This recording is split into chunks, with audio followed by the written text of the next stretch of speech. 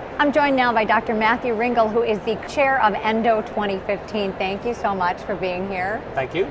A lot of organization goes into planning these meetings, clearly, and it's a little bit earlier next year in March.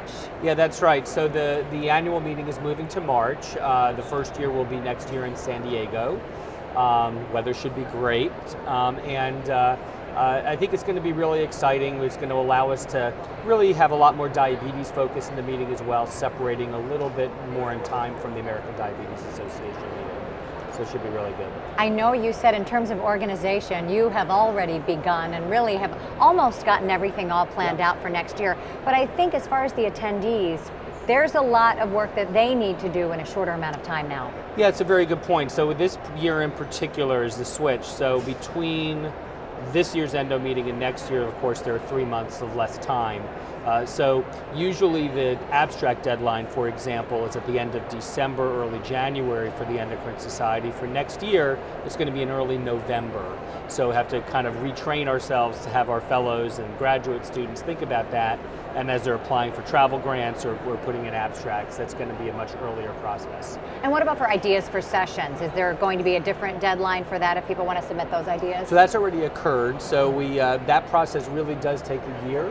So we had our annual meeting steering committee meeting already in March, and most of the meeting is already planned based on great suggestions we've gotten from the society members already.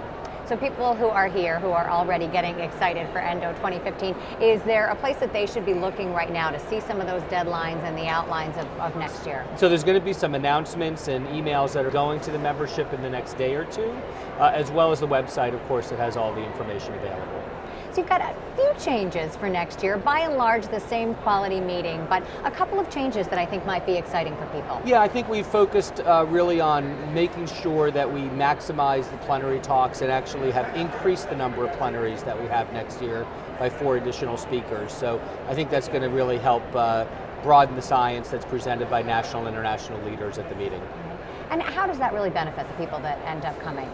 Well, I think it exposes them to a lot of high-level science in related or different areas than they may not be used to hearing about, which I think is a great advantage of the meeting. Well, it's a big undertaking, planning these meetings, which end up being so terrific. So thank you for all the work that you have done and is going into this, and good luck with next year's meeting. Thank you so much.